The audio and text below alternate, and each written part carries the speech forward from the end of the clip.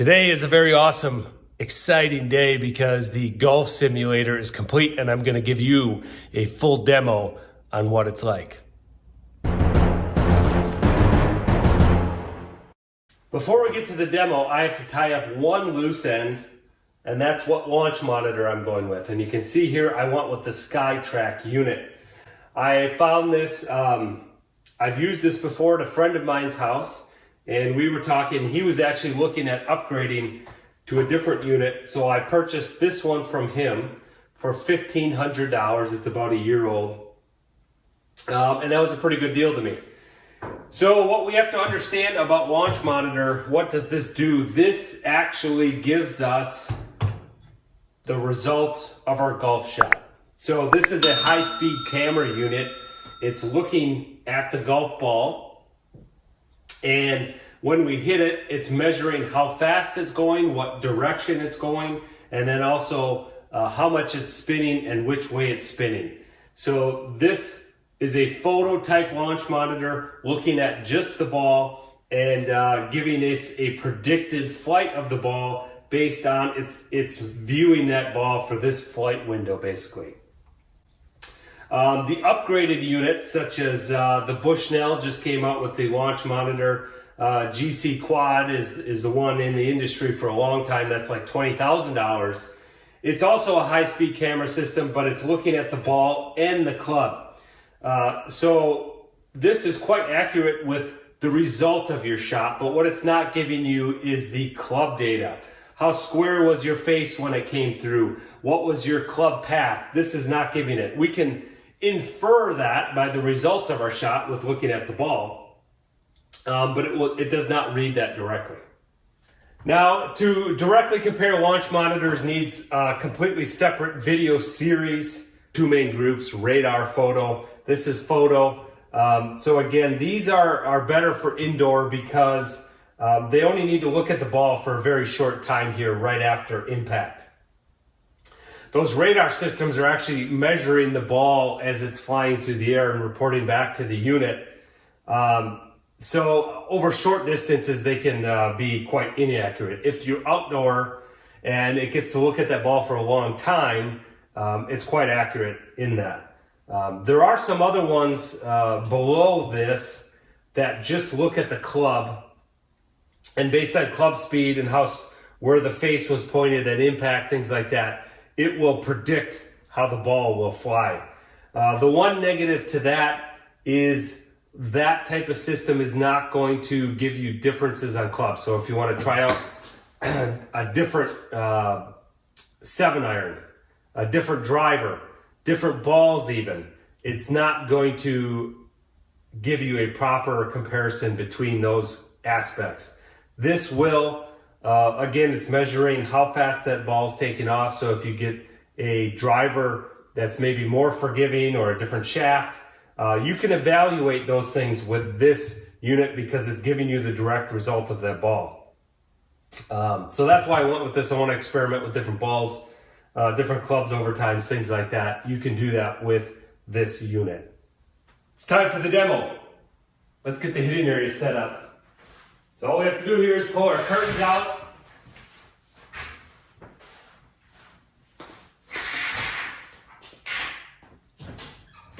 Crank our screen down.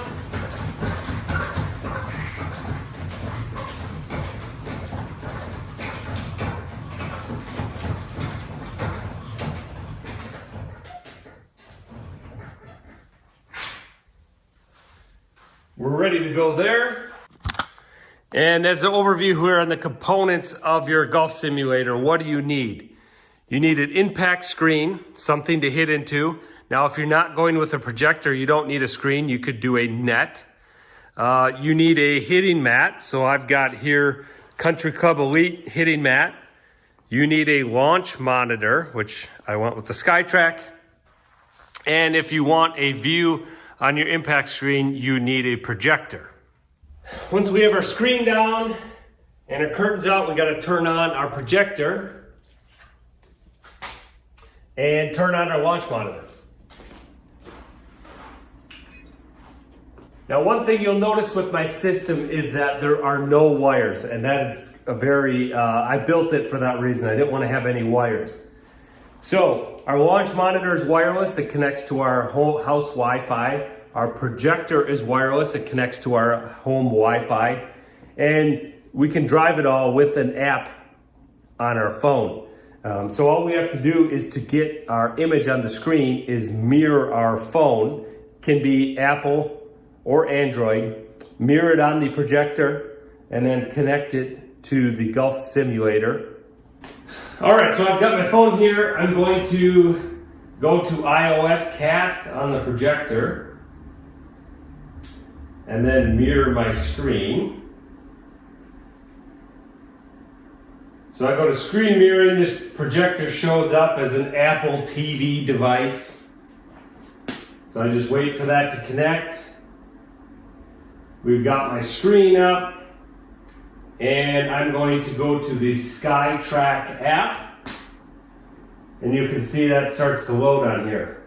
Subscription fee for the SkyTrack. Go on their website, look at that. It's as little as $100 a year, up to a couple hundred depending on the capability you want. So the setup of this is pretty easy. We've got a device level down here. So there's some adjustment screws on this metal case that I have it in. And you can see I just set it on the concrete floor, and we can adjust to get the roll and tilt to 0. There we go, they're zeroed out. There is a level on top of the unit to help you out with that. I found it's not exactly as accurate as that device there. Otherwise, you just want to line it up basically perpendicular to your hitting area in the screen. So I just eyeball that. There is an alignment laser you can use and put a stick down. I just eyeball it, seems to be good enough. We're going to start, most of my time I spend in the practice area, so that's basically a practice range. And we'll start with that, and I'll show you what it looks like to use a golf simulator. So I'm just going to take a 9-iron here. I'm at the range. All right, I just grabbed a 9-iron here. I'm going to show you what it's like. We're at the SkyTrack range. You can see down on the hitting mat, the SkyTrack unit projects a laser dot on there, and that's where you place your ball. So it has the correct view of it as you hit it.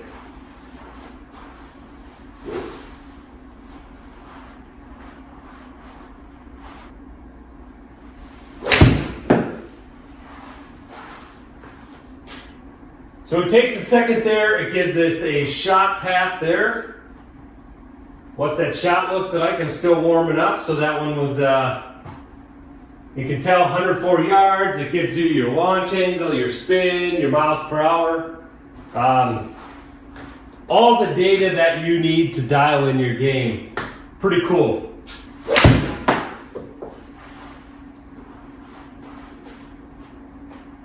Swung a little faster on that one. You can tell I hit it a little bit further. You can see, made a difference.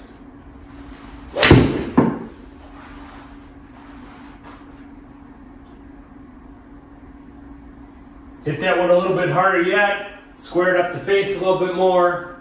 130 yards on the 9-iron. So you can see this is a powerful tool for swing changes. It gives you data to evaluate what's actually happening.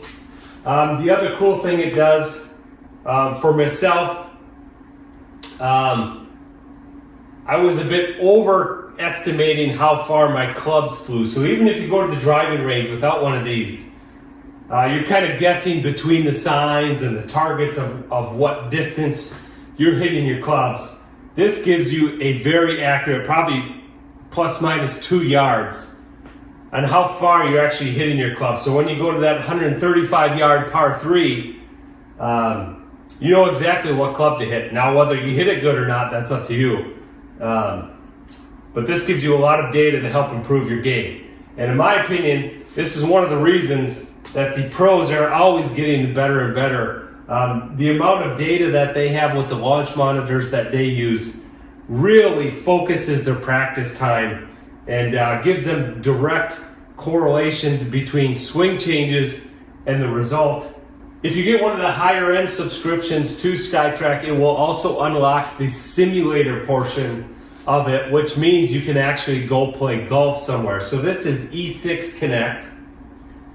I'm going to show you what it's like to play a round of golf here. So we can do stroke play. Let's go to Pinehurst number 8.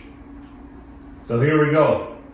So just like you go to a tee box, you can put your ball on a tee. This Country Club Elite mat gives you two options. There's a white insert there for tees, or you can just stick your tee into the turf grass. So we've got a 351 yard par 4 here. Pretty much straight, a little bit dogleg left. I've got the driver out. We'll see how this goes. And play a hole here.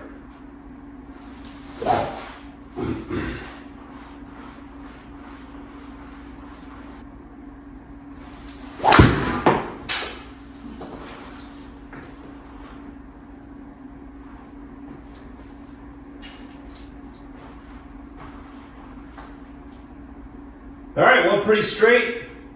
Did not hit that very well. Went 215 yards. It's a bit of an ego crusher when you don't hit things so well on here. It does not go as far as you want, but we're on the right side, just in the rough, and we've got a straight shot to the green that is 142 yards away, slightly downhill. So let's say an 8-iron.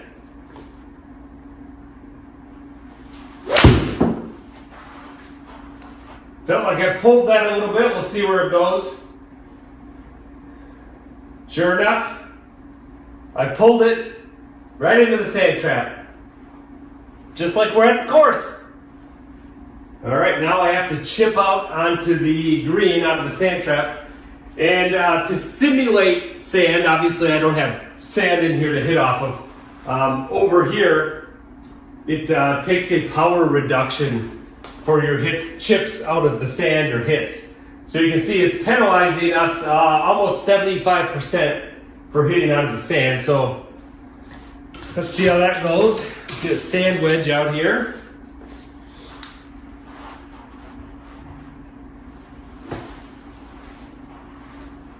We've got 30 yards to the pin.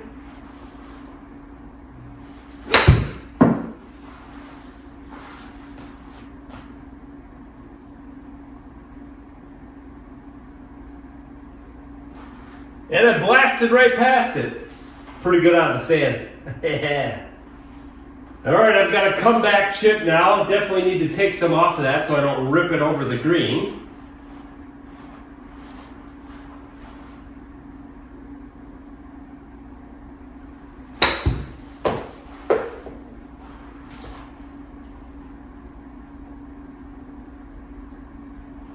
Much better. Almost made it.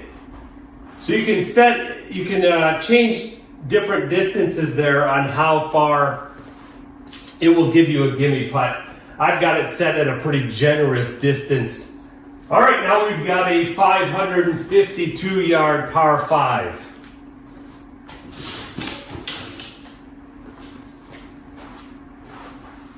Let's see if we can get a better drive on this one.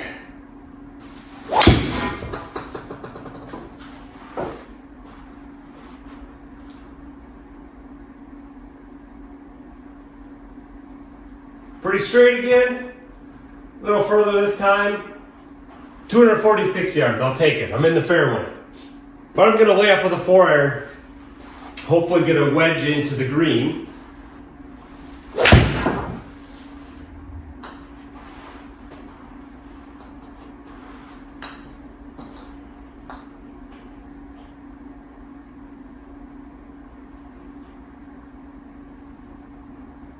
All right, I did not hit that very well, went 178 yards. But I'm again in the middle of the fairway. I'm not going to complain too much. 130 yards into the pin.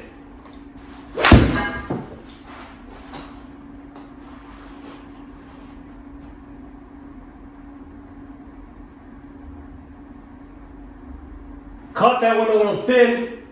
directly reflected that. You can see there, went a little bit far. I'm on the green, but I've got a long putt. So let's show you how putting goes. Set the ball down the same way on the little dot. Got my putter here. We have a 77-foot long putt. It gives us the correct line. I can change this on my phone. We can aim anywhere. But I'm just going to try to land it up there with the line that they give me.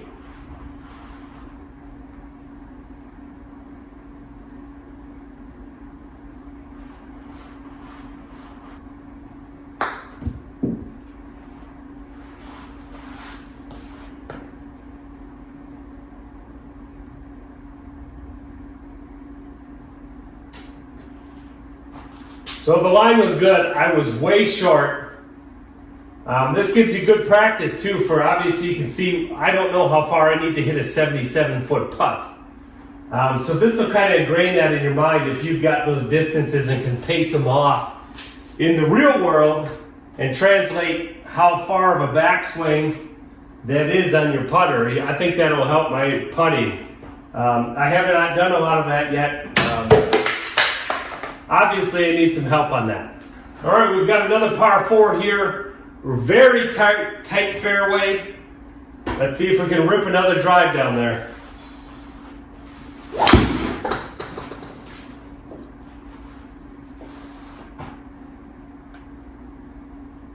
Ugh. That calls for a mulligan. Just like we're playing.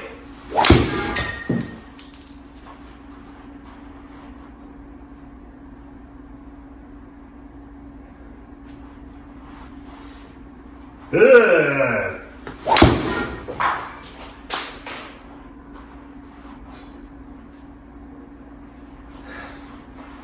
Ah! Clearly I need more time on the range with my driver. Let's see if we can get one in play here.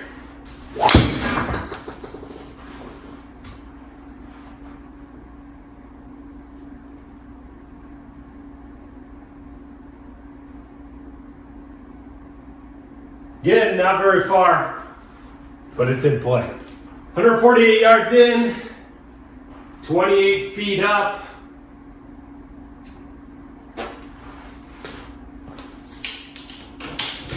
We'll give a 7-iron a rip.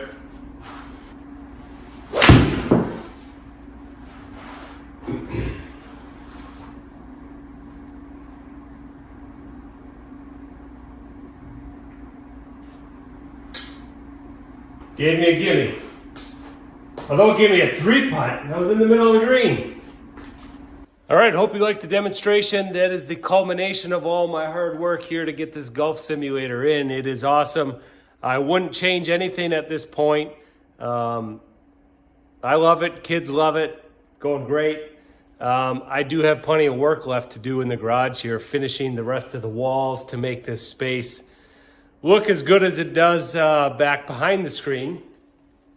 I got this wall done, so that's looking much better. When it all comes together, it will look really nice, I think. As you can see here, putting this in the middle bay of the garage, I've been able to keep the vehicles in during these cold winter months, not have to pull them out, still have space in the middle here. If you got any questions or comments about the setup, put them down in the comments. I'll do my best to answer them as soon as possible, or maybe even spur another video. Thanks for watching. Adios.